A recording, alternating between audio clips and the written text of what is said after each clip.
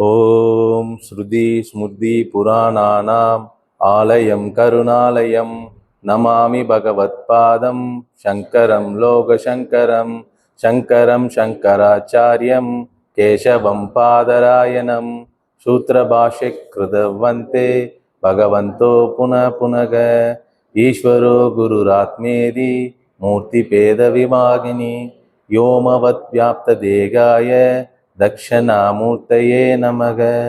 शगनाववतु शगनौ पुनक्तु शगवीर्यं करवावगै तेजस्विना अधीतमस्तु मा विद्विषावगैः। ओम शांति शांति शांति। அபரோக்ஷ அனுபூதியில் போன வகுப்புல மித்யாவை பற்றி பார்த்து தொடர்ந்துட்டு இருந்தோம். போன வகுப்பில் மித்யாவை என்னென்ன மாதிரி நம்ம விளங்கிக்கிட்டோம் அப்படின்றத கொஞ்சம் நம்ம நினைவுபடுத்திக்கிட்டு அப்புறம் இந்த வகுப்பை நம்ம பார்க்கலாம்.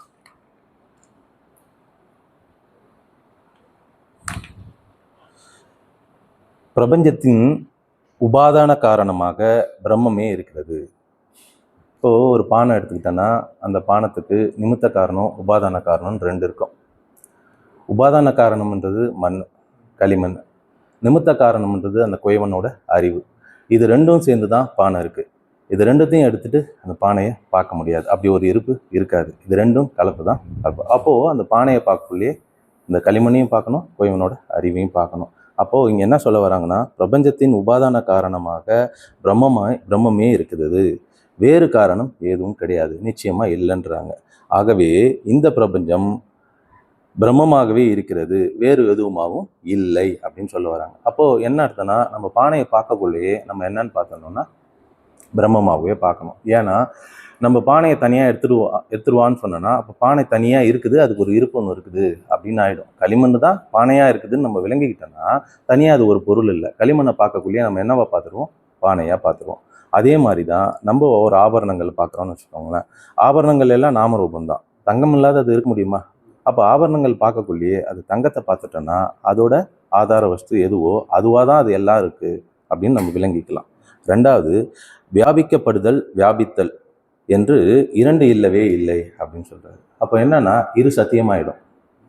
சத்தியம் ஒன்று தான், ரெண்டாக இருக்க முடியாது, இரு சத்தியமாயிடும். அது என்ன சொல்கிறாங்கன்னா, இப்போது பானைன்னு ஒன்று இருக்குது, களிமண் ஒன்று இருக்குது. இந்த களிமண் பானைன்னு ஒன்று வந்ததுக்கப்புறம் களிமண் போய் அதில் வியாபித்து இருக்குது அப்படின்னா எதாவது நகைப்புக்குரியதாக இருக்குது இல்லைங்களா? அப்போது களிமண் தான் பானையாக இருக்குதுன்றது தான் உண்மை. அப்போது இந்த பிரம்மம் தான் ஜெகத்தாக இருக்குதுன்றது உண்மை. பிரம்மன்னு ஒன்று இருக்குது, ஜெகத்துன்னு ஒன்று இருக்குது. பிரம்மம் போய் ஜெகத்தில் வியாபித்து இருக்குது அப்படின்னு சொல்கிறது எப்படி நமக்கு சரியானத ஒரு அர்த்தமாக தீர்வாக இருக்காது இல்லைங்களா? அதனால் அவர் என்ன சொல்கிறாரு, இங்கேயே உடைச்சிடுறாரு. வியாபகம் வியாபித்தல் இது ரெண்டுமே என்ன சொல்கிறாரு, மித்தியான்னு போட்டு உடைச்சிட்டார். அதனால் ரெண்டும் மித்தியா, அனைத்தும் ஆத்மா என்றே உபதேசிக்கப்படுகிறது. இதுவே மேலான இறுதியான உபதேசம். இதில் இதனால் என்ன பண்ணுது, துவைத வேற்றுமை எங்கே இடம் இருக்குது? சுத்தமாக கிடையாது. ஏன்னா களிமண்ணை பார்க்கக்குள்ளேயே நீங்கள் பானையை பார்க்கக்குள்ளேயே களிமண்ணாக பார்த்துட்டீங்க, ஆபரணங்களை பார்க்கக்குள்ளேயே நீங்கள் தங்கமாக பார்த்துட்டிங்கன்னா, இந்த ஜெகத்தை பார்க்கக்குள்ளேயே பிரம்மமாக பார்த்துட்டிங்கன்னா ரெண்டாவது ஒன்று இருக்குன்னு துவைத பாவனை வரும் அவங்களுக்கு? வராது இல்லையா? அதனால் அவர் என்ன பண்ணுறாரு, இந்த வியாபித்தல் வியாபிக்கப்படுதல் ரெண்டுமே மித்தியான்னு சொல்லிட்டா அப்போ இருப்பு என்னவா இருக்க முடியும், சத்தியமாகி பிரம்மமாக தான் இருக்க முடியும்ன்றது தான். வேறாவது ரெண்டாவது ஒன்று துவைதத்தை பார்க்கவே முடியாது அப்படின்னு சொல்கிறாரு. மூணாவது, பன்மைத்தன்மை துவைதம். பன்மைத்தன்மை உபநிஷத்துக்கள் உறுதியாக தன் வாயாலே ரத்து செய்யப்படுகிறது. வாயாலேன்னா உபநிஷத்துக்கு வாய் இருக்கா, அது சொல்ல முடியுமா? இப்போ யார் மூலியமாக அது வெளிப்படுது? குருவின் வாயால் தான் வெளிப்படுது. அப்போது குரு தான் அது சான்றாக இருக்கிறாரு. அந்த உபநிஷத்தோட சான்று யாருன்னா குரு தான். ஏன் அந்த ஒரு சான்றாக இருக்காரு? உபநிஷத்தை நீங்கள் படித்தாலுமே கூட அதில் இருக்க என்ன சத்தியம் உங்களுக்கு கொடுக்கப்பட்டிருக்கோ அந்த சத்தியத்தை நேர்த்தியாக அதே மாதிரி உங்களுக்கு விளங்கிக்க முடியுதா? யார் விளங்க வைக்கிறா? குரு தான் அது விளங்க வைக்கிறார். அப்போ குரு விளங்க வைக்கக்குள்ள இந்த உபநிஷமே இருந்தாலுமே கூட அந்த சத்தியம் கரெக்டாக ஆப்டாக உங்களுக்கு வழங்கப்படுது. அதுதான் என்ன சார், பன்மைத்தன்மை உபநிஷத்துக்குள் உறுதியாக தன் வாயாலே ரத்து செய்யப்படுகிறது. வேறு எதுதான் விளங்கும்? அப்போது உபநிஷத்தே சரியாக அங்கே விளக்கு தன் வாயாலே விளக்குதுன்னா குருவே அவரோட சோத்திரியம் பிரம்மனிஷ்டமாக விளங்குவார். அவர் தன் வாச்சார மனம், அவர் வாயாலே அதை நம்மளுக்கு உபதேசமாக கொடுக்கல. வேற என்ன உபதேசம் வேண்டு இருக்குது? அதான் சொல்லு, வேற என்ன தேவைங்க அப்படின்னு அவசியம் இல்லை அப்படின்னு சொல்றாரு. அத்வைதத்துக்கு வேறு காரணம் கூற வேண்டுமா, அவசியம் தானா அப்படின்னு பிரகதாரண்ய உபநிஷமே சொல்லுது. ஏன் அதை பிரகதாரண்ய உபநிஷம் ரொம்ப மிகையா சொல்றாங்க?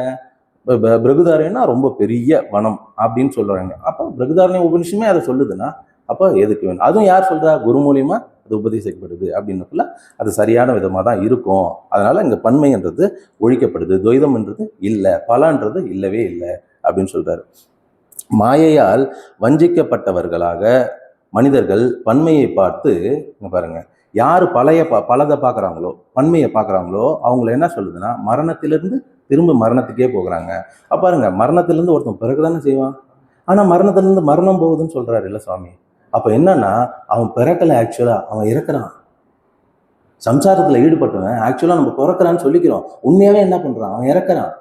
அதுதான் அங்க நடக்குது. சுழற்சி எப்படின்னா இறக்கிறதுக்கு தான் நடக்குது. பிறக்கிறத நம்ம மிகையா பார்ப்போம். திருப்பி பிறக்கிறான், அவன் இறக்குறான் இல்லையா? அதுதான் அவங்க மரணத்திலிருந்து மரணத்துக்கே செல்கிறான் அப்படின்னு சொல்றாரு. சம்சாரத்தை அடைக்கிறான். இதை ஸ்ருதி இது மூலியமா ஸ்ருதி என்ன சொல்லுது? துவைதத்தை குறைன்னு சொல்லுது. ஏன்னா அவன் பன்மையை பார்க்குறான், இரட்டையை பார்க்குறான், அதனால அது குறை இருக்குது அப்படின்னு சொல்லுது. இது துவைதத்தை. 4வது ஸ்லோகத்துல பரமாத்மாவாகிய பரமாத்மாவிடமே எல்லா உயிரினங்களும் உலகங்களும் உண்டாகின்றன. ஆகவே இவ்வனைத்தும், அதாவது எதுகிட்ட இருந்து எது உருவாச்சு, அதோட தன்மை தானே அதுல இருக்கும். அதான் சொல்ல, பரமாத்மாவாகிய பிரம்மத்தினிடம் இருந்து எல்லா உயிரினங்களும் உலகங்களும் உண்டாகின்றன. ஆகவே இவ்வனைத்தும் பிரம்மமே என்கின்றன. இவ்விதம் எல்லாவற்றையும் பிரம்மம் என்று நினைத்துக்கொள் அப்படின்னு சொல்றாரு. நம்மளுக்கு சொல்றாரு, நீ அப்படி அந்த பாவனையில எல்லாத்தையும் பாரு, வேற ஒண்ணு இல்லைன்னு நீ பார்க்க ஆரம்பிச்சிரு. அப்படி நீ பார்க்க ஆரம்பிச்சுன்னா அங்க துவைதம்னு வராது. துவைதம்னு வரவே இல்லைன்னா உங்களுக்கு விகல்பம் ஏற்படாது.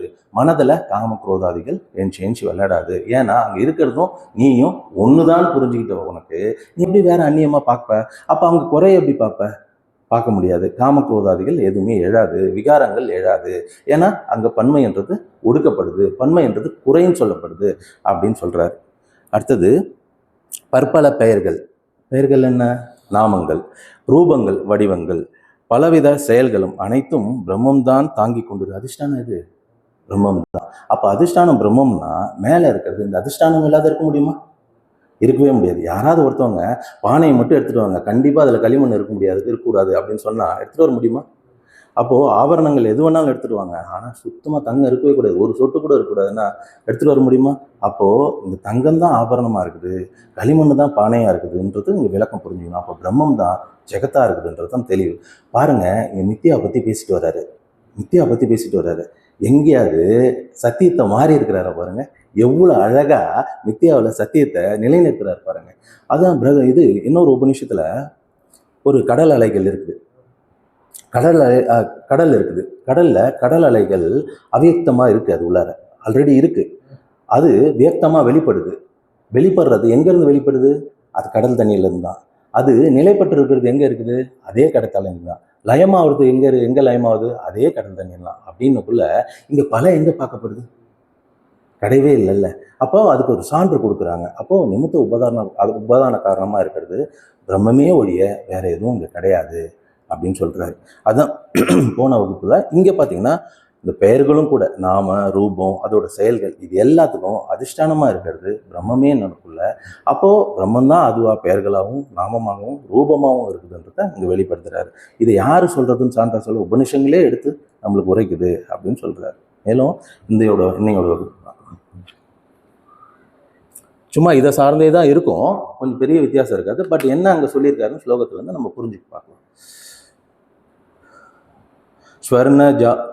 ஸ்வர்ணஜாய மானஸ்ய ஸ்வர்ணத்வம் சாஸ்வதம் பிரம்மணோ ஜாய மானஸ்ய பிரம்மத்வம் ச ததா பவேத். இங்கேயும் நம்ம என்ன இதுக்கு முன்னாடி பேசிட்டு இருந்தோமோ அதே தான் இங்க சொல்றாரு. என்ன சொல்றாருன்னா, இங்க பொழிப்புரை பார்க்கலாம்.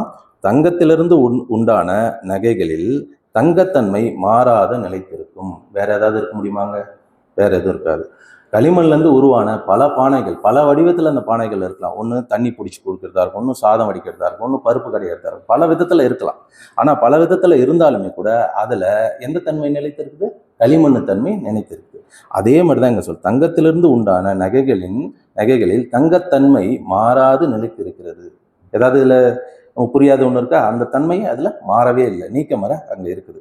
அதே போல் பிரம்மத்திலிருந்து தோன்றிய ஜெகத்துக்கும் பிரம்மத்தன்மையாக இருத்தல் என்பது நிலைத்திருக்கிறதுன்னு சொல்றாரு. ஏன்னா எந்த ஒரு பொருளை நீங்க எடுத்து அதை ஆராய்ச்சி பண்ணிக்கிட்டே போனீங்கன்னு வச்சுக்கோங்களேன், ஃபைன் டியூன் பண்ணிக்கினே போனீங்கன்னா, அதை உடைச்சிக்கினே போனீங்கன்னா, அப்புறம் குவாண்டம் என்னென்னமோ சொல்றாங்க, அடுத்தது புரோட்டான், எலக்ட்ரான், நியூட்ரான், அப்போ அதை ஃபைன் டியூன் பண்ணி உடைக்கிறோம். ஒரு இடத்துல நீங்க அதை உடைக்கவே முடியாது, அதை தள்ளவே முடியாது. அப்போ அது ஒரு ஆதார வஸ்துவாக இருக்கும். அப்போ எந்த ஒரு பொருளை நீங்க எடுத்துக்கிட்டாலும் அதை திருப்பி திருப்பி திருப்பி உடைச்சிக்கிட்டே போனீங்கன்னா உடைக்க முடியாத ஒரு இடத்துல நிற்கும். அது எதுவாக இருக்குன்னா ஒரு ஆதார பொருள், அது அதிஷ்டானமாக தான் இருக்கும். அப்போ அது எதுவாக இருக்கும்? பிரம்மமாக தான் இருக்கும், ஆத்மாவாக தான் இருக்கும். அது எல்லா இடத்துலையும் நீக்கமர நிறைந்து இருக்கக்கூடிய பொருளாக தான் இருக்கும். அதனால என்ன சொல்றாரு, பிரம்மத்திலிருந்து தோன்றிய ஜெகத்தும் பிரம்மத்தன்மையாகிய இருத்தல் என்பது இருக்கும். இருத்தல்னா என்ன? சத். அப்போ சித்துனா அறிதல், இவ்வளவுதான் வித்தியாசம். அப்போ இருத்தல் தன்மைன்றது இல்லாத போயிடுமா? சரி, அப்போ சத்தம் சித்தம் தனித்தனியா இருக்குமா? ரெண்டும் ஒன்றா தான் இருக்கும். இப்போ ஒரு கருங்கல் எடுத்துக்கிட்டேன்னு வச்சுக்கோங்களேன், அது சத்து மாத்திரமா தான் இருக்கும், அதுக்கு அறிதல்ன்ற ஒன்று இருக்காது. அதே வேற ஒரு அறிவுள்ள பொருள் எடுத்துக்கிட்டோம்னா சத்தம் சித்தம் விளங்கும். அது எப்போ விளங்கும்? முன்னாடி அறியும் பொருள் ஏதாவது இருந்ததுன்னா, அது அறியக்கூடிய ஏதாவது முன்னிலையில் இருந்தா அது சித்து வெளிப்படும். இல்லைன்னா சத்து மாத்திரமா இருக்கும். அப்போ என்னவா இருக்கும்? சத்தம் சித்தம் இருப்பா இருக்கும். அதுதான் நம்ம புரிஞ்சுக்கணும். இப்போ இங்க என்னன்னா, ஸ்வர்ண அப்படின்னா தங்கத்திலிருந்து, ஜாயமானசிய தோன்றியவற்றுக்கு, ஸ்வர்ணத்துவம் தங்கத்துவம், தங்கம் என்ற தன்மை, சாஸ்வதம் சொல்றாரு. சாஸ்வதம்னா என்ன? நித்தியம். அப்போ தங்கத்தினால உருவாக்கப்படுற ஆபரணங்கள் அனைத்துக்கும் தங்கத்தன்மை என்பது என்னது? நித்தியம். அப்ப களிமண்ணால உருவாக்கப்படுற அத்தனை பானைகளுக்கும் அத்தனை ஞாபரூபங்களுக்கும் அந்த களிமண்ன்றது சாஸ்வதம், நித்தியம் அப்படின்னு சொல்றாரு. அதே மாதிரிதான் இங்க பிரம்மத்தினால உருவாக்கப்படுற இந்த ஜெகத்துக்கும் கூட சாஸ்வதம் எது? பிரம்மம் தான் அப்படின்னு சொல்ல வர. இதுதான் இங்க புரிஞ்சுக்கணும். அதான் தங்கத்திலிருந்து தோன்றியவற்றுக்கு தங்கத்துவம் சாஸ்வதம், நித்தியம், எப்போதும் இருக்கும். அடுத்த லைன் பிரம்மனும் ஜாயமானசிய பிரம்மத்தினிடமிருந்து பிறந்ததாகிய, ஜாயமானசியனா பிறந்ததாகிய பிரம்மத்துவம், அது எப்படி? அதுவும் சாஸ்வதம். ததா பவேத், அது எப்படியோ அதே மாதிரிதான் இதுவும். அதுல என்ன இருக்கும்? பிரம்மத்துவம் தான் நிலைத்து இருக்கும். எப்படி எல்லா பானைகளிலும் களிமண் எப்படி நிலைத்து இருக்குதோ, எல்லா ஆபரணங்களிலும் எப்படி தங்கத்துவம் நிலைத்து இருக்குதோ, அதே மாதிரி இந்த ஜெகத் அனைத்தையும் அண்டசரசம், இந்த ஜெகத்து மொத்தம் 7 உலகங்கள் இருக்க 14 உலகத்துக்கும் அந்த பிரம்மத்துவம் என்பது சாஸ்வதம், நித்தியம். அது இல்லாத, அந்த அதிஷ்டானம் இல்லாத மேல கட்டடம் இல்லவே இல்லை அப்படின்னு. அப்ப அதுவாக தான் இது இருக்குதுன்றத தெளிவுபடுத்துறார். அடுத்த ஸ்லோகம்.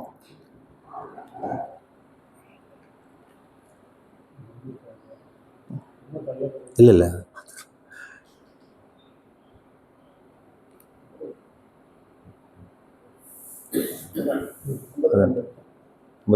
மேல போயிடுச்சா? ஓகே.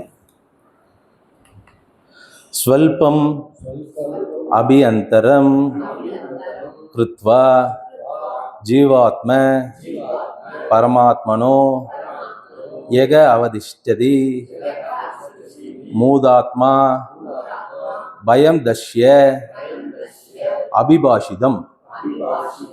இங்க என்ன சொல்றாரு? ஜீவாத்மாவுக்கும் பரமாத்மாவுக்கும் இடையில் சிறிதளவேனும் வேற்றுமை எந்த மூட மனிதன், விவேகம் இல்லாதவன், தன்னை அறியாதவன், மூட மனதினன் காண்கிறானோ, ஜீவாத்மாக்கும் பரமாத்மாக்கும் வித்தியாசம் சிறிதளவேனும் எந்த மூட மனிதன் காண்கிறானோ அவனுக்கு பயம் என்பது உண்டு. தன்னை ஆத்மான்னு விளங்குகிறவன் முதல்ல என்ன? அபயம். இந்த அபயம் போச்சுனாலே அவன் ஆனந்தன்றது சொல்லணுமா? யாருன்னா பயம் நீங்கிச்சுன்னா அவன் ஆனந்தன்றதை யாரும் சொல்ல வேண்டிய அவசியமே கிடையாது. அப்போ அபயம்தான் ஆனந்தம் நம்ம புரிஞ்சுக்கிறோம். அப்போ எவன் இங்க 2 பேருக்குள்ள சிறிதளவேனும் இடைவெளி இருக்கிறதா பார்க்குறானோ அவனுக்கு என்ன இருக்கும்? பயம் இருந்துகிட்டே இருக்கும் அப்படின்னு தான் இந்த ஸ்லோகம் சொல்றாரு. சரி, ஜீவாத்மா பரமாத்மனோ மற்றும் பரமாத்மாவிடம், ஸ்வல்பனா கொஞ்சம், சிறிதளவேனும், அந்தரம்னா இடைவேளை, குறைந்த அளவேனும் இடைவேளை, அந்தரம்னா இடைவேளை, கிருத்துவா எவன் இருக்கிறது என்று எவன் நினைக்கிறானோ, கிறித்துவானா எவன் அவன் அவன் மூளையில அவன திங்கிங்ல அவன் தாட்டில் இருக்கிறதா எவன் பார்க்கறானோ என்று நினைக்கிறானோ, எக அந்த மூடாத்மா, மூட மனிதன் மனதினன் அப்படின்னு சொல்றாரு. மூடாத்மானா விவேகம் இல்லாதவன், பிரிச்சு பார்த்து புரிஞ்சிக்கக்கூடிய அறிவு இல்லாதவன். அந்த பிரிச்சு பார்த்துட்டா இது அனாத்மா ஆத்மான்னு புரிஞ்சுக்குவான். புரிஞ்சுக்கிட்டதுக்கு அப்புறம் சொல்லுவான், அவன் யோசிச்சு பார்க்கல, மறுபடியும் கேட்பான், இந்த அனாத்மா ஆத்மா இல்லாத இருக்குமான்னு கேட்பான். அப்போ என்ன சொல்லுவோம் நம்ம அவன்கிட்ட, இந்த ஆத்மா தான் அனாத்மாவும் இருக்குது, இது இல்லாத அது இல்லவே இல்லைன்னு நம்ம சொல்லுவோம். அப்போ ஸ்டெப் பை ஸ்டெப் ப்ராசஸ் வருது. அப்போ அந்த மூட மனிதன், அந்த மூட ஆத்மா அவதிஷ்டதே, அவன் காண்கிறான்ல, அவன் பலவா காண்கிறான்ல, இவங்க ரெண்டு பேருக்கும் நம்ம மத்தியில சிறிதளவேனும் இடைவெளியை எந்த மூடாத்மா காண்கிறானோ அவனுக்கு பயம், தஷ்ய அபிபாஷிதம், பயம் உண்டு அப்படின்னு எது சொல்லுது? உபநிஷத்துக்கள் கூறுகிறது. அவனுக்கு அபயமா இருக்கவே முடியாது. அவன் பயந்து பயந்து தான் ஒரு விஷயத்தையும் செஞ்சுட்டே இருப்பான். அவன் சும்மாவே எல்லாமே சரியா நடந்தாலுமே கூட அவனுக்கு அடுத்த நாள் அடுத்த நொடி என்ன நடந்துருமோன்ற ஒரு பயம் இருந்துகிட்டே இருக்கும். ஏன்னா அவன் இதை நித்தியம்னு நினைச்சிட்டு இருக்கான். அதனால அவனுக்கு பயம் இருந்துகிட்டே இருக்கும். அது நான் ஆத்மாவாகிய நான் தான் அனித்தியம், என்னை சார்புடையதெல்லாம் அனித்தியம் அப்படின்னு, நான் நித்தியம் அப்படின்னு புரிஞ்சுக்கிட்டான்னு வச்சுக்கோங்களேன், அவன் என்ன பண்ணுவான்? அபயத்துல இருப்பான். பிளஸ் அந்த அனித்தியத்தையும் எப்படி பார்ப்பான்? தானாவே பார்ப்பான். அப்ப அங்க பேதமும் கிடையாது, அவனுக்கு பயமும் கிடையாது. அவனுக்கு அபயம் ஆனந்தம். அவனோட ஆனந்த ஸ்வரூபன்றது இயல்பான அவனோட ஸ்வரூபமா அவன் உணர்ந்துக்கிட்டே இருப்பான் அப்படின்றத அங்கே புரிஞ்சுக்கணும். அப்போ ஜீவாத்மாவுக்கும் பரமாத்மாவும் இடையில் சிறிதளவேனும் வேற்றுமையை எந்த மூட மனிதன் காண்கிறானோ அவனுக்கு பயம் உண்டு என்று உறுதியா உபனிஷத்து சொல்கிறது. பலவா பார்க்குறவனுக்கு பயம் இருந்துட்டு தான் இருக்கும். அவனுக்கு நிம்மதின்றது இருக்கவே இருக்காது. அப்படி ஒரு நிம்மதி அவன் எதுலையாவது பார்த்துட்டாக்கணும், அது சொற்ப காலம் இருக்கும். அடுத்தது அவனுக்கு ஒரு பய உணர்வு உண்டுபடுத்துகிற ஏதாவது ஒரு சூழல் நடந்துக்கிட்டே தான் இருக்கும். அப்போ இது எல்லாமே தோன்றி மறைபவை அப்படின்னு அவன் விளங்கிக்கிட்டான்னா அவன் தன்னை யாருன்னு விளங்கிக்குவான். தன்னை யாருன்னு சரியா விளங்கிட்டுருவன் தனக்கு முன்னிலையில இருக்கட்டும் தான் இல்லாத வேற எதுவும் இல்லைன்னு புரிஞ்சுப்பான். அப்போ அங்க துவைதம்ன்றதும் அடிபட்டு போயிடுது. அப்போ அங்க அத்வைதம் மட்டும்தான் நிலைநாட்டப்படுதுன்றத நம்ம சரியா விளங்கிக்கலாம். அடுத்த ஸ்லோகம்.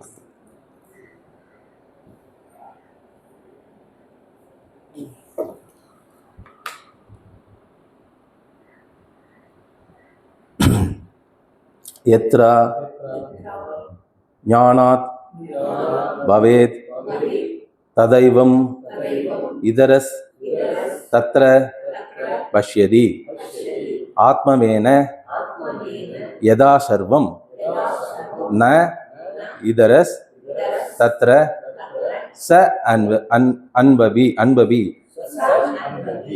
சரி, இங்க மூன்று அவஸ்தைகளும் அறியாமையால் மூன்று அவஸ்தைனா என்னன்னு பார்த்தோன்னா நமக்கு நனவு, கனவு, உறக்கம். இந்த மூன்று அவஸ்தைகளிலும் அவன் என்ன பார்க்குறான்னா, நானும் ஒருத்தன் இருக்கிறேன், இந்த உலகம்னு ஒன்று இருக்குது. ஈவன் கனவுலேயே கூட நான் ஒருத்தன் இருக்கிறேன், அந்த கனவு காண்டுட்டு இருக்கேன், அதான் நாங்கள் உண்மை. ஆனால் அந்த கனவுலேயே கூட அவனை புரிஞ்சிக்கல. அந்த கனவுல ஒவ்வொரு பொருளையும் அவனாக தான் பார்க்குறான். அங்கே ஒரு காதலி ஒருத்தர் இருக்கான்னு வச்சுக்கோங்க, ஒரு உதாரணத்துக்கு. அந்த காதலியும் அவன் தான், அவனை தவிர வேற எதுவும் இல்லை. ஏன்னா அவன் தான் கனவு காண்றான். நம்ம கனவு காண்றான்னா அவனே தான் அந்த பில்டிங்காகவும் இருக்கலாம், அந்த இயற்கை சூழலாகவும் இருக்கலாம், அவனே தான் அந்த காதலியாகவும் இருக்கலாம், அவனே தான் எல்லாமாவும் இருக்கிறான் அந்த கனவுல. ஆனா இவன் விழிச்சிட்டதுக்கு அப்புறம் அவன் என்ன பண்ணுவான்? அந்த கனவு பொய்யன்னுவான். அப்ப நான் ஒருத்தவன் கனவு காண்டேன், என்னோட பொய் அங்க ஒண்ணு இருக்குது அப்படின்னு அங்க துவைத பாவம் இருக்குது.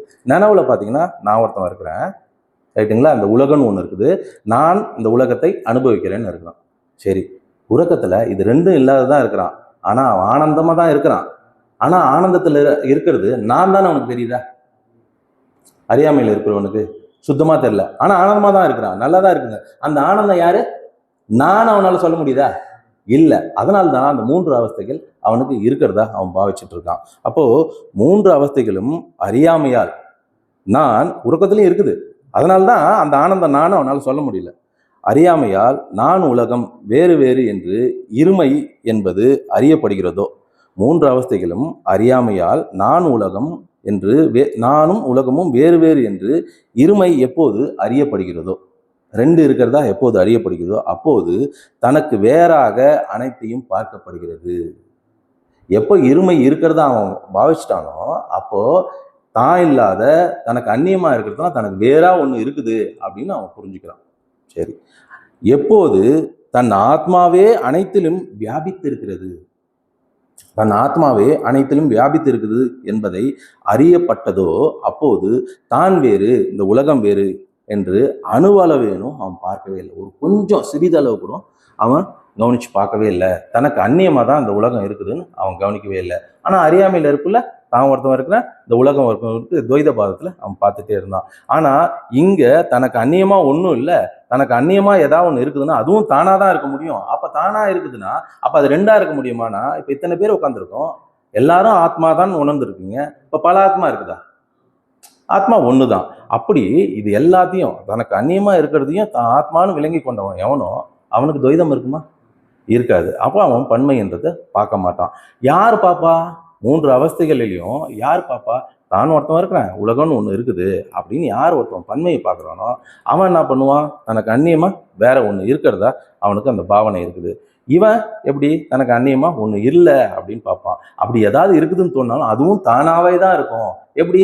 பிரம்மம் தான் ஜெகத்தா இருக்குது, பானைகள் தான், மண் களிமண் தான் பானைகளா இருக்கு, தங்கம் தான் ஆபரணங்களா இருக்குது போல அவன் என்ன பண்ணுவான்? தான் தான் எல்லாமே இருக்குது அப்படின்றத தெளிவா அறிஞ்சவனா இருப்பான். அதுதான் இங்க சொல்றாரு. எப்பொழுதும் ஞானாத் ஞானம் அஞ்ஞானம் இஞ்ஞானாத் அஞ்ஞானம் பவேத் இருக்கிறதோ, எப்போது அஞ்ஞானம் இருக்கிறதோ ததைவம் அப்பொழுதுதான் இதரஸ் அதரஸ், இது அது ஒன்று இருக்குது, இது ஒன்று இருக்குது, தனக்கு வேறா அப்படின்னு அவன் இது அது என்று பல பார்க்கப்படுகிறது. எப்போது அஞ்ஞானம் இருக்குதோ. இதுக்கு எல்லாத்துக்கும் காரணம் என்னது? அஞ்ஞானம் தான். அஞ்ஞானம் எங்க இருக்க முடியும்னு கேட்டீங்கன்னா, ஞானமாகிய ஆத்மாவில் இருக்க முடியுமா? அஞ்ஞானம் எங்க இருக்க முடியும்? அகங்காரமே தான் அஞ்ஞானம், வேற எதுவும் கிடையாது. அந்த விளங்கிட்டதுக்கு அப்புறம் அங்க என்ன நடக்குது? அந்த அகங்காரமே ஆத்மான்னு புரிஞ்சுக்கிச்சு. அப்ப எங்க இருக்குது அஞ்ஞானம்? அகங்காரத்துல தான் இருக்குது அஞ்ஞானம். அகங்காரமே தான் அஞ்ஞானம். அந்த அகங்காரம் தான் ஆத்மான்னு விளங்கிடுச்சுன்னா எங்க போச்சு? அந்த அறியாம அஞ்ஞானம் இல்லாம போச்சு. அப்ப எங்க இருக்குது? அந்த இடத்துலயே தான் இருக்குது. அகங்காரம் தான். அவன் தேவ அபிமானியா இருக்கிறான். அவன் இந்த உடம்பையும் மனதையும் தான் புரிஞ்சு வச்சுக்கணும் இருக்கிறான். அவனுக்கு அந்த ஞானம் ஒன்று கொடுக்கப்பட்டதுக்கு அப்புறம் அந்த அகங்காரியா என்ன சொல்றான்? நான் ஆத்மான்னு சொல்றான். அப்போ அவன் என்ன பண்ணுது? தான் கர்த்தா போக்தான்றது விடுபடுது. அங்க அக்கர்த்தா அபோக்தான்றது நிலைநாட்டப்படுகிறது. அப்ப நான் செய்தேன், நான் அனுபவிச்சேன்னு இல்லாத அவன் என்ன பண்றான்? சாட்சி மாத்திரமா, எதனாலையும் தீண்டப்படாதவனா, மாற்றங்கள் அனைத்தையும் தான் மாறாமல் பார்க்கிறவனா அவன் இருந்துகிட்டே இருக்கிறான் அப்படின்னு நம்ம விளங்கிக்கலாம். அப்போ இங்க என்ன சொல்ல, சர்வம் எல்லாமே ஆத்மத்வேன ஆத்மா என்று ஆன பிறகு எல்லாமே ஆத்மா என்று அவன் சரியான விதத்துல புரிஞ்சு கொண்டதுக்கு அப்புறம் தான் வேறு உலகம் வேறு என்று அணுவளவேனும் சிந்திப்பான். அவன் வாய்ப்பே கிடையாது. அவன் பூரணமா இப்போ ஒரே ஒரு விஷயம் இங்க நம்ம விகல்பங்கள் எழாத நம்ம பார்க்கறதுக்கு ஒரே ஒரு விஷயம்னா, பார்க்கறது எல்லாம் பிரம்மதிஷ்டியா பார்க்குற மனோபாவம் நம்மளுக்கு வந்துருச்சுன்னா, சொல்ற மாதிரி நம்மளுக்கு அன்பும் கருணையும் நல்ல இயல்பா வெளிப்படும். யோசிச்சு பார்க்கலாமே, நம்ம இருக்கிறதெல்லாம் பிரம்மதிஷ்டியா நம்ம பார்க்க ஆரம்பிச்சிட்டோம்னா பாருங்க, ஒரு கண்ணத்தில் அறைக்குள்ள இன்னொன்று கண்ணத்தில் காமிக்கிறாரு. அதே தன்னை காட்டி கொடுக்குள்ள அவனுக்கு எந்த விதமான தொந்தரவும் பண்ணாதீங்கன்னு சொல்றாரு. ஒருத்தவர் ட்ரெயினில் போக்குள்ள ஒரு செருப்பு விழுந்துருச்சு, இன்னொரு செருப்பு சடனாக எடுத்து அந்த இடத்துல அப்படியே போடுறாரு. இதெல்லாம் என்ன? ஐயோ வேற ஒருத்தவன் எடுத்துட்டு போயிடுமே நினைச்சாரா கொஞ்சம் நாச்சும் அவரு? அப்போ அவர் என்ன பார்க்குறாரு? அவரோட மனோபாவம் எல்லா இடத்துலையும் நான் பார்க்குற இந்த சேரு, டேபிள், அந்த லேப்டாப், எந்த ஒரு பொருளை பார்த்தாலும் ஒரு பிரம்மமாவே பார்க்குற திருஷ்டி வந்துருச்சுன்னா, அப்புறம் காலையில் சுவாமி சொன்னார்ல, உணர்வை உங்களாலே ஒன்றுபடுத்த முடியும். அப்போ மீதி இருக்கிறது, எஞ்சி இருக்கிறது என்னங்க? ஆனந்தம் தானே. நீங்கள் அந்த பிரம்மபாவத்தை மட்டும், நீங்கள் பார்க்குற அந்த ஜெகத்தில் எல்லாத்தையும் பிரம்மபாவத்தை மட்டும் வளர்த்துக்கிட்டா வேற என்ன எஞ்சி இருக்க போகுது? ஒன்று தானே இருக்க போகுது. ரொம்ப சுலபம் இல்லை. அதுக்கு நம்மளுக்கு தேவையான அபியாசம். சடனாக எடுத்த உடனே அப்படி வரலன்னு சொல்லுது. அபியாசம் பண்ண வேண்டியது அவசியம் இருக்குது.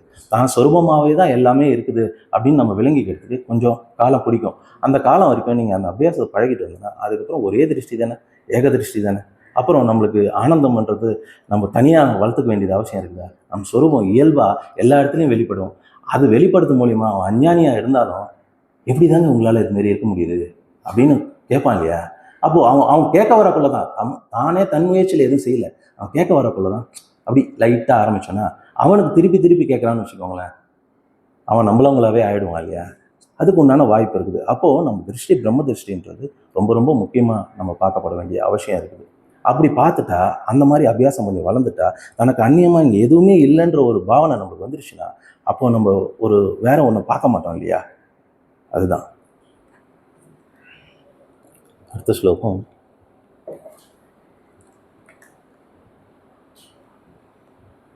யஸ்மின் சர்வாணி பூதானி ஆ ஆத்மத்மேன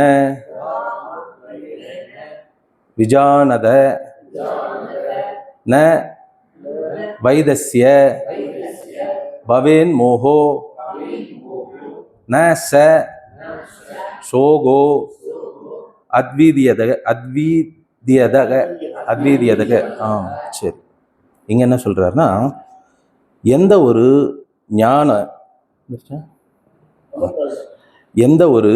ஞான அவஸ்தையில் இரண்டற்ற நான், இப்போ இரண்டற்ற நான்னா இப்போதான் கொஞ்ச நாள் முன்னாடி பேசியிருந்தோம். இரண்டற்றது நான்னா ஏகம் ஏவ அத்வீதிய பிரம்மம் சஜாதிய விஜாதிய சுகதபேத ரகிதம் அப்படின்னு சொல்றாரு. அப்போ சஜாதிய விஜாதிய சுகதபேதம் என்ன சொல்றாரு?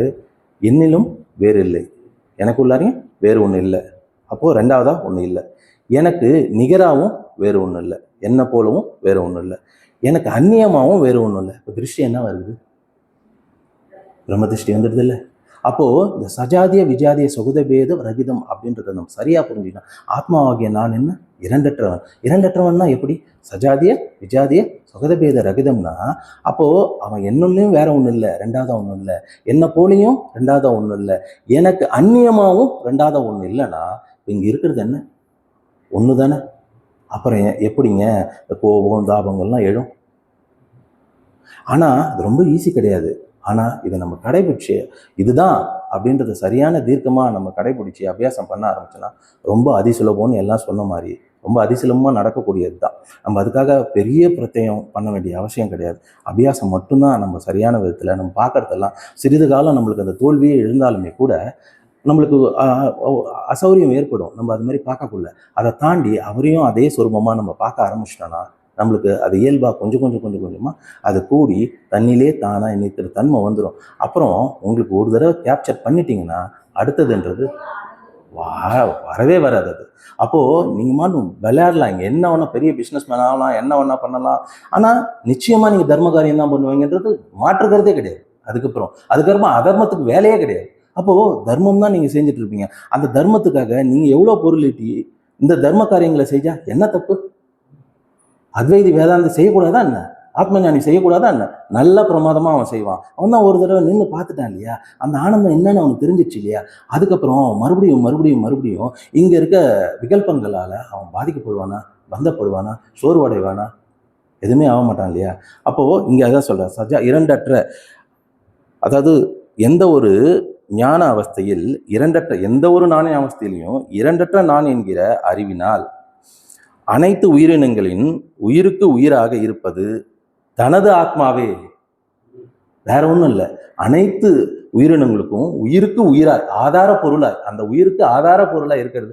உயிர்னு சொல்லிட்டா என்ன தெரியுங்களா? எல்லாம் இப்போ உயிர் தான் ஆத்மான்னு புரிஞ்சுப்பாங்க. ஆனால் பிராணன் அபானன் வியானன் இதுதான் தான் அதை இயக்கிறதுக்கு ஒரு காரணியாக இருக்குது. அப்போது இப்போ உயிர் போயிடுச்சு அப்படின்னா ஒரு சர்டன் பீரியடு எல்லா ஆர்கனும் உயிரோடு இருக்குல்ல. அப்போ என்ன காரணம்? இந்த பிராணன் அபானன் வியானன் கொஞ்சம் அளவுக்கு அங்கே இருக்கிறதுனால அது ஒரு ஆர்கானுக்கும் ஒரு சர்டன் பீரியட் வச்சு அது வரைக்கும் அது உயிர்ப்போடு இருக்குதுன்னு நம்ம சொல்கிறோம். ஆனால் இங்கே போகிறது என்னென்னா சூஷ்ம தேகம் தான் வெளில போகுது. அவன் அறியாமையில் இருந்தானா இது வெளியில் போகுது. அதை என்னன்னு சொல்கிறோம்?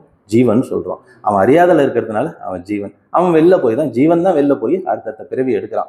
யார் ஒருத்தன் விடுதலை அடைஞ்சிட்டானோ, ஏகதிருஷ்டியாக பார்த்துட்டானோ அவன் ஜீவன் இல்லை, அந்த ஜீவனும் ஆத்மாதான் விளங்கிட்டவன். அவனுக்கு அப்பவே விடுதலை தானே. அவனுக்கு திருப்பி பிறவிக்கு போக வேண்டிய அவசியமே இல்லைல்ல. அப்போ எந்த ஒரு ஞான அவஸ்தையிலும் இரண்டற்ற நான் என்கிற அறிவினால் அனைத்து உயிரினங்களின் உயிருக்கு உயிராக இருப்பது தனது ஆத்மாவே, வேற ஒன்றும் இல்லை என்று யார் அறிகிறானோ அவனுக்கு மதிமயக்கம் சுத்தமாக கிடையாது. அவனோட மதி எப்படி இருக்குன்னா ஆத்மாவே அப்படின்னு, அங்கே புத்தி விகல்ப புத்தி கிடையாது. அது சரி இது தப்புன்னு சொல்கிற அளவுக்கே இல்லை. ஒரே புத்தி தான், அது பூரண அன்பும் ஆனந்தமும் நிறைந்த புத்தியாக அது இருக்க முடியும். மனம் நிறைவாக இருக்கும், மனம் பூர்ணமாக இருக்கும், மனம் சாட்சாத் அந்த ஆத்மஸ்வரூபத்தையே பிரதிபலிக்கக்கூடிய தன்மையில் இருக்கும். எப்படின்னா, ஏற்கனவே அறியாமையில் இருக்குல்ல அந்த மனம்ன்ற கண்ணாடி எப்படி இருக்குன்னா, லைட்டாக ஒரு ஃபாக் படிஞ்சு ஒரு இது படிஞ்ச மாதிரி பனி படிஞ்சா எப்படி இருக்கும், அதில் நம்ம முகத்தை பார்க்கல அது எப்படி தெரியும்? உண்மையாகவே நம்ம முகம் அழகாகவே இருக்கும், ஆத்மஸ்வரூபம்ன்றது அழகாகவே இருக்கும்னு வச்சுக்கோங்களேன். ஒரு உதாரணத்துக்கு அதை அந்த கண்ணாடியில் அந்த பனி படிஞ்ச கண்ணாடியில் பார்க்கல, அந்த கண்ணாடியில் இருக்க அந்த இது மாசு படிஞ்ச நிலையில் எப்படி இருக்கோ அதுக்கு தகுந்த மாதிரி தான் இது காமிக்கும். அப்போது ஏகதிருஷ்டியாக யார் ஒருத்தவன் எல்லா உயிருக்கு உயிராய் ஆதாரமாக இருக்கிறது ஆத்மாவாகிய நான் தான் எவன் விளங்கிட்டானோ அவன் சாட்சாத் அந்த மனதில் தன்னையே தான் ஆத்ம சைத்தன்யத்தையே பிரதிபலிக்கக்கூடிய தன்மையில் இருக்கும். அப்போ அந்த மனம் எப்படி இருக்கும்? விகல்பம் இல்லாத நிறைவான மனமாக இருக்கும். அப்போ அவன் செயல்கள்லாம் ஒடுங்கி அப்படியே எடுத்துருவானான்னு கேட்டு அப்படி கிடையாது, அப்படியும் செய்வான், நிறைவான மனதனால செய்வான். அப்போ அவனுக்கு சமாகித புத்தி இருக்கும், அவனுக்கு இந்த ராகதோஷாதிகள் எழாது, விருப்பு வெறுப்பு எதுவுமே எழாது, எதனாலையும் அவன் கட்டுப்பட்டவனா நிச்சயமாக இருக்கவே மாட்டான், சர்வ சுதந்திரியாக அவன் இருந்துகிட்டே இருப்பான்றதை நம்ம புரிஞ்சுக்கலாம். சரி, இங்கே எஸ்மின் எப்பொழுது சர்வாணி இந்த அனைத்து பூதங்களும், சர்வாணினா அனைத்து பூதங்களும் உலகங்களும், சர்வாணி பூதானி பூதங்களும் உலகங்களும், ஹி ஆத்மத்வேன விஜானத நிச்சயமாக என்னுடைய ஆத்மாதான் என்று அறிந்து கொண்டானோ, எவன் ஒருத்தவன் என்னுடைய ஆத்மாதான் எல்லாம் என்று சர்வபூதங்களும் உலகங்களும் என்னுடைய ஆத்மாதான் யார் ஒன்று ஒருத்தவன் விளங்கிக்கிட்டானோ, தஸ்ய அவனுக்கு அத்விதீய இரண்டற்ற நான் என்கிற அறிவினால் மோகம் என்பது உண்டாவதே இல்லை. அவனுக்கு சுத்தமாக மோகம் என்றது உருவாகவில்லை.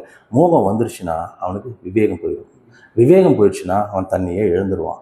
அதுக்கப்புறம் அவனை தட்டி தடுமாறி தேத்தி அவனை மறுபடியும் கொண்டு வர்றது மிக மிக மிக மிக கடினம். விவேகம் ஒருத்தவங்கிட்ட போயிடுச்சுன்னு வச்சுக்கோங்களேன், பகுத்தறிவுன்னு ஒருத்தவனுக்கு இல்லவே இல்லை, எதையும் பிரித்து பார்க்குற தன்மை ஒருத்தவனுக்கு இல்லை, எதையும் ஆராய்ந்து எது சரி எது தப்புன்னு பிரித்து பார்க்கக்கூடிய தன்மை இல்லை, அந்த நிதானம் இல்லைன்னா அவன் சுத்தமாக தன்னை இழந்தவனாக போயிடுறான், அவனுக்கு திருப்பி மீட்டு கொண்டு வர முடியாது.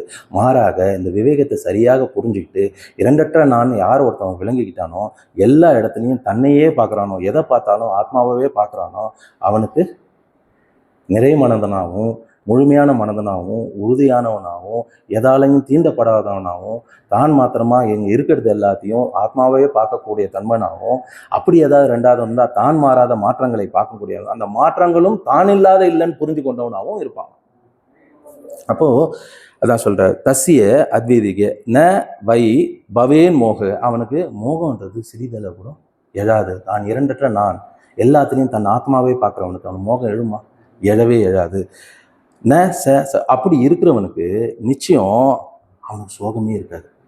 அப்போ சோக நிவர்த்தி ஆனவன், இப்போது கோவிலெல்லாம் பார்த்தீங்கன்னா திரை போட்டிருப்பாங்க, சரி, திரை வேலை கட்டிட்டதுக்கப்புறம் சாமின்னு தனியாக அங்கே ஒன்று உட்காரணுமா? சாமி சிலைன்னு அலங்காரத்தோட ஒருத்தர் புதுசாக உட்காரணுமா திரை வேலை கட்டினதுக்கப்புறம்? அப்போ அந்த திரை தான் சோக நிவர்த்தின்னு வச்சுக்கோங்களேன். சுகப்பிராப்தி யார் உங்களுக்கு தெரியுறா? சாட்சாத் பெருமாளோ விநாயகரோ முருகரோ ஏதோ ஒரு சொருபம் நம்மளுக்கு தெரியுது இல்லையா? இங்கே அதெல்லாம் தான் புரிஞ்சுங்க. 2 நந்தி சொல்கிறாரு, ஆவரண நந்தி விக்ஷேப நந்தி சொல்கிறாரு. ஆவரண நந்தி அறியாமையில் இருக்கிறதுனால எதிர்த்தாப்பில் இருக்க சிலையும் நானும் ஒன்றும் புரியாத நிலையில் இருக்கிறதுனால தான் தான் ஆத்மான்றதை விளங்கி கொள்ளாதனால அது எப்படி இருக்குது, டக்குன்னு ஒருத்தவங்க கோவம் வந்துட்டு அப்படி முகம் சொல்லிட்டு இருப்பாங்கல்ல, அந்த மாதிரி இருக்கும். அதே சுவாமிக்கு முன்னாடி அந்த விருட்சகத்துக்கு முன்னாடி அந்த நந்தி இருக்குங்களா, அது நேராக பார்க்கும், 1 to 1 நேராக பார்த்துக்கணும். என்ன சொல்லுது தெரியுங்களா?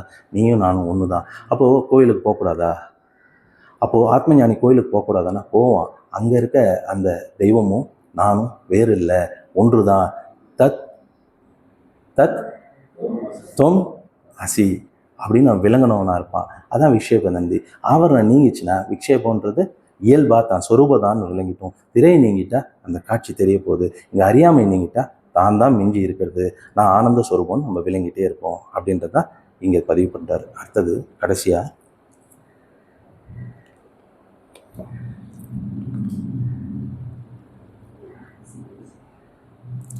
அயமாத்மா ஹி பிரம்மைவ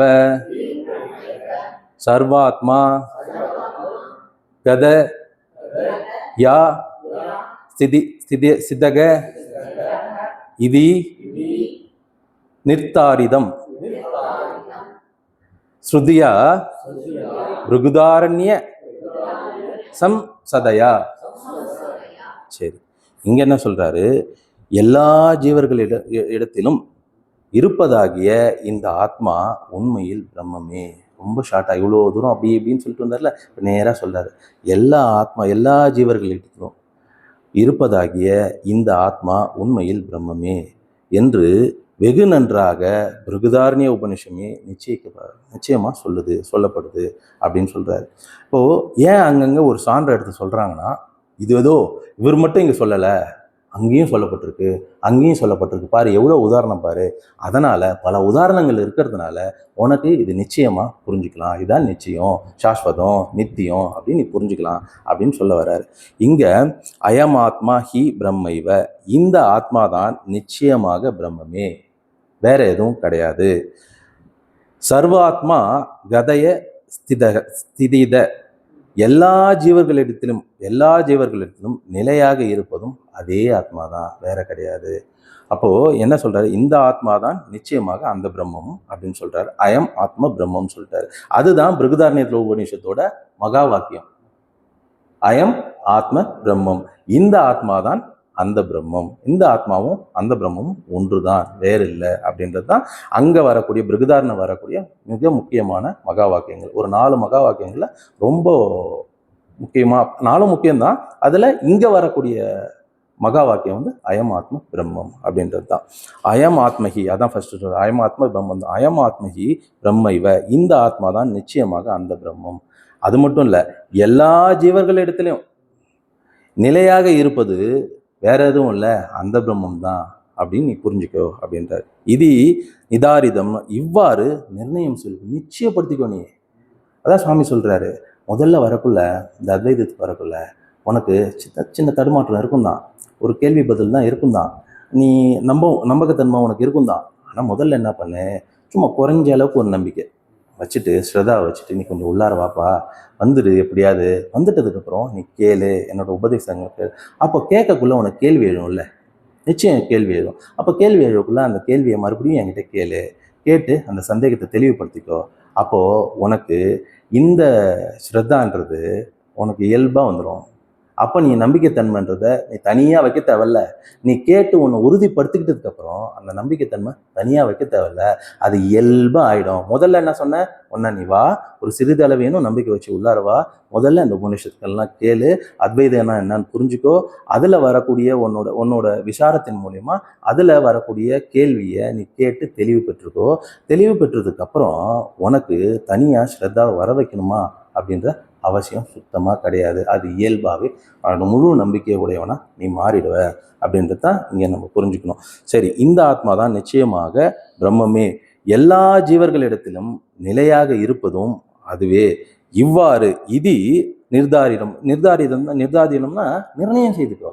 இதுதான், இந்த ஆத்மா தான் எல்லா ஜீவர்களிடத்திலும் நிலையாக இருப்பது அப்படின்னு நிர்ணயம் செய்து கொள் அப்படின்னு யார் சொல்றது? ஸ்ருதியே சொல்லுது. அந்த ஸ்ருதி எதுன்னு சொல்றாரு? பிருகதாரண்ய உபநிஷம் நிச்சயமா சொல்லப்படுது. எல்லா ஜீவர்களிடத்தும் இருப்பதாகிய இந்த ஆத்மா உண்மையில் பிரம்மமே. என்னன்னா, இவங்க என்ன பண்றாங்க, ஜீவர்கள் பலவா இருக்கிறதுனால இவங்க என்ன பண்றாங்க, ஆத்மாவும் பலன்னு புரிஞ்சுக்கிறாங்க. ஆனா ஆத்மா பலவா இருக்கவே முடியாது. என்னன்னா, எப்படி இந்த மொத்த ஆகாயம் தோணுனதுக்கு அப்புறம் அதுக்குள்ளார மற்றதெல்லாம் வந்துச்சோ, அதே மாதிரி இந்த ஆத்மா பிரம்மம் எல்லா இடத்துலையும் எப்பவுமே நிலைத்து தான் இருக்குது. நம்ம நினைச்சுக்கிறோம் நமக்குள்ளார இருக்கிற மாதிரி ஒரு பாவனை நமக்கு இருக்கு. அது எல்லா இடத்துலையும் இருக்கிறதுனால அது நமக்குள்ளேயும் இருக்குமா இருக்காதா? நிச்சயமா இருக்கும்ல. அது எல்லையற்றது தானே. அப்ப நமக்குள்ளேயும் அது இருந்து தானே ஆகும். அதனால நமக்குள்ளேயும் இருக்கிற மாதிரி ஒரு ஒரு நம்ம எடுத்துக்கிட்டோன்னா அதை ஆத்மான்னு சொல்றோம், வேற ஒன்றும் இல்லை. எல்லா இடத்துலையும் இருக்கக்கூடிய பரபிரம்மம் தான் இங்க இருக்கிற ஆத்மாவும். அந்த அறியாமை ஒன்று தான் அங்கே ஒரு கோடா மாறி அகங்காரியா மாறி அது என்ன பண்ணுது, தேக அபிமானம் கொண்டு நான் கர்த்தா போக்தா அப்படின்னு சொல்லிக்குது. ஆக்சுவலாக அங்கே ஆத்மாவாகிய நான் எப்படி அவயவம், அவயங்கள் அற்றவன், அவயங்கள் அற்ற நான் எப்படி கர்த்தாவா போக்தாவாக முடியும்? ஒரு செயலியும் ஒரு அனுபவத்தையும் நான் அனுபவிக்கணும்னா எனக்கு குறைந்த அளவு வேணும், ஏதாவது ஒரு டூல்ஸ் வேணும்ல, என்கிட்ட உறுப்புகள் வேணும்ல. அப்போது நான் அவயவம்னா எனக்கு உறுப்புகளே கிடையாது. உறுப்புகள் அற்ற நான் எப்படி காரியத்தை செய்வேன்? அக்கர்த்தா அப்போக்தா இல்லையா? அதுதான் ஒன்றுத்தையும் நம்ம ஆத்மாவை சரியான விதத்தில் முதல்ல விளங்கிக்கணும். விளங்கிக்கிட்டு அனாத்மான்னு புரிஞ்சுக்கணும். விசாரத்தால் புரிஞ்சுக்கிட்டு அந்த அனாத்மாவுக்கும் ஆதாரம் நான் விளங்கிட்டா அந்த அனாத்மாவும் நான் தான் விளங்கிடும். அப்போ வேற அந்நியமே கிடையாதுன்றதை புரிஞ்சுக்கணும். இப்படி நம்ம ஏகதிருஷ்டியில் வாழ பழக பழக பழக பெருசாக எதையும் போட்டு குழப்பிக்காத. நம்மளோட இயல்பான உணர்வையே நம்மளோட ஆனந்தம் தானே. அந்த ஆனந்தத்தை நீங்கள் மற்ற ஒருத்தவங்க வெளியிலேருந்து யாராவது ஒருத்தவங்க கோபத்தை இது பண்ணிட்டானா நீங்கள் தான் தூண்டுறீங்க. ஆனால் தூண்டுறதுக்கு விளைவாக யார்கிட்ட கோபம் எழுது? என்கிட்ட எழுது. அது வெளியில தான் இருக்குது அப்படின்னு சரியான விதத்தில் நான் புரிஞ்சுக்கிட்டேன்னா அது எங்கே இருக்குது? இன்னொரு அகங்காரத்துக்கிட்ட இருக்குது. இந்த அகங்காரம் ஆத்மான்னு விளங்கிக்கிட்ட அகங்காரம். அப்போ என்கிட்ட இல்லை அப்படின்னா என்கிட்ட என்ன இருக்கு? என் சொரூபம் ஆனந்தம் தான் அப்படின்னு என் சொரூபம் இருக்கு. அப்போ நான் என்ன வெளிப்படுத்துவாங்க? கோபத்தை வெளிப்படுத்துவேன்னா என்னோட இயல்பு தானே வெளிப்படுத்துவேன். அதுதான் சாமி காலையில் இருந்தாங்க. அப்போது எல்லாத்தையும் போட்டு குழப்பிக்கிறதுக்கு பதிலாக நம்ம என்ன பண்ணலாம்? இங்கே ஏகதிருஷ்டியாக பழக்கம் வந்து அது மாதிரி தான் எல்லாரும் இருந்து காமிச்சாங்க. அது மாதிரி தான் எல்லாம் நம்ம போற்றப்படுறவங்களா நம்ம பார்த்தவங்க எல்லாரையும் அது மாதிரி தான் இருந்து காமிச்சாங்க. அவங்களுக்கு எந்த விதமான அகிம்சையை கடைபிடிச்சாலே யாருக்கு வெற்றி கொடுத்தாங்க சொல்லுங்க பார்ப்போம். அப்போது இந்த தேசமே எப்படி அகிம்சையை கடைப்படுத்த இம்சை பண்ணுறது யாருக்குமே பிடிக்கல. அப்போது வெளியிலேருந்து எந்த விதமான தூண்டுதலால் நமக்கு இம்சையே வரட்டுமே. நீ உன்னோட சொரூபம் ஆனந்தம் தானே, அவங்ககிட்டே திருப்பி அதையே கூட நீ ஏன் கோபதாபத்தை கொடுக்குற? இது சொல்கிறதுக்கு இயல்புங்க. அது பழகிதான் ஆகணும். நம்ம அப்படி பழகினாதான் என் சொரூபம் தானாகவே நிற்க முடியும். அப்படி நீங்கள் நின்று பார்த்துட்டீங்கன்னு வச்சுக்கோங்களேன், ஒரு கணமேதும் நீங்கள் நின்று பார்த்துட்டீங்கன்னு வச்சுக்கோங்களேன், அதுக்கப்புறம் உங்களை இந்த எதுவுமே பண்ண பத்தாதுங்க. உங்களை எதுவுமே எந்த காரியத்தையும் எதனாலையும் நீங்கள் பாதிக்கப்படவே மாட்டீங்க. எதனாலையும் மாற்றம் அடைய மாட்டீங்க. எல்லாத்தையும் தானாகவே நீங்கள் பாவிப்பீங்க. இப்போது புரிஞ்சுச்சிங்களா? எத்தனை தடவை அந்த தாயாகப்பட்டவள் அந்த குழந்தைய அழுதுட்டு வரக்குள்ள வேலை செஞ்சுட்டு இருப்பா கிச்சனில். எத்தனை தடவை தள்ளி தள்ளி தள்ளி தள்ளி அந்த குழந்தைய போட்டுக்கிட்டே இருந்தாலும் அது திருப்பி திருப்பி எவ்வளோ அசௌரியம் பண்ணாலும் அது எப்படி தாய்கிட்டே வருது? அதுதாங்க நம்மளோட இயல்பும் சொரூபமும். தாயோட ஆனந்த சொரூபம் தான் நம்மளோட இயல்பு சொரூபம். அதனால் இங்கே எந்த குழந்தைகள் எப்படி வேணால் பண்ணட்டுமே, எந்த விதத்தில் வேணால் பண்ணட்டுமே, உங்களோட இயல்பு சொரூபத்தை நீங்கள் கொடுக்குற அளவுக்கு உடனே வராதுங்க. சொல்லலாம், எல்லாரும் சொல்கிற மாதிரி வலின்றதை நான் உணர்றேனே, நிச்சயம் உணர்றீங்க. கொஞ்சம் சிந்திச்சு பார்த்தீங்கன்னா அந்த வலின்றது எங்கே நிகழுதுன்றத உங்களால் விசாரம் பண்ணி தெரிஞ்சுக்க முடியுங்க. கொஞ்சம் அந்த நேரத்தில் கான்ஷியஸாக இருந்துட்டிங்கன்னா அந்த வலி என்னில் இல்லை, என்னை சார்புடைய இந்த உடம்புலையும் மனதிலையும் இருக்குன்றது உங்களால் தெளிவுபடுத்திக்க முடியும். அதனால் நீங்கள் எந்த விதத்துலையும் அந்த கட்டுக்குள்ளார வரமாட்டீங்க, நீங்கள் பாதிக்கப்பட மாட்டீங்க, அதை உதாசனப்படுத்துவீங்க, சாந்தமாக இருப்பீங்க. வலி நீங்கள் தாங்க அனுபவிக்கிறீங்க, அதில் எந்த மாற்று கருத்தும் கிடையாது. அது ஃப்ரேம் பை ஃப்ரேமாக வந்தாலும் சரி, இன்ஸ்டண்ட்டாக வந்தாலும் சரி, யுகபத்தாக வந்தாலும் சரி, எப்படி வந்தாலும் சரி, அந்த வலியை நீங்கள் தான் அனுபவிக்கிறீங்க. ஆனால் அந்த வலி எங்கே நிகழுதுன்னு உங்களுக்கு கான்ஷியஸும் கவனமாக இருந்துச்சுன்னா நீங்கள் தப்பிச்சிக்க மாட்டீங்களா? சரிங்களா? சொல்லி நான் அதை நிறைவு பண்ணிக்கிறேன். அடுத்தது இன்னும் ஒரு 81வது ஸ்லோகம் வரைக்கும் இந்த மித்தியா தான் கொண்டு போகிறாரு. ஆனால் மித்தியான்னு சொல்லிட்டு இதில் முடிவில் சத்தியத்தை மட்டுமே நிலைநாட்டுறாரு. இங்கே எவ்வளோ அழகாக பேரை மித்தியான்னு கொட்டை எழுத்துல கொடுத்துட்டு சத்தியத்தை மட்டுமே நிலைநாட்டு. நானும் எங்கெங்கே மித்தியாவை இங்கே வந்து மித்தியாவை பிடிச்சி நிறுத்துறாரா அப்படின்னு பார்த்துட்டே இருக்கேன். அது 41வது ஸ்லோகத்துலேருந்து திருப்பி சத்தியத்தில் வந்து தான் நிலைநாட்டுறாரு. எவ்வளோ அழகாக அவங்க மித்தியாவை பற்றி சொல்லித்தரான்னு சொல்லிட்டு தன்னோட இருப்பை தான் ஆத்மான்றதை விளங்கிக்கிறதுக்கு தான் மறுபடியும் நிலைநாட்டுறாரு. இங்கே 86வது ஸ்லோகம் வரைக்கும் அதை தான் நம்மளுக்கு சுவாமி சொல்லிக் கொடுக்க போகிறாருன்னு சொல்லி இந்த செஷனை இதோட முடிச்சுக்கலாம். ஓம் பூர்ணமத பூர்ணமிதம் பூர்ணாத் பூர்ணமதஷ்யதே பூர்ணஸ்ய பூர்ணமாதாய பூர்ணமேவாவசிஷ்யதே. ஓம் சாந்தி சாந்தி சாந்தி. ஹரி ஓம் ஸ்ரீ குருப்யோ நமः. ஹரி ஓம்.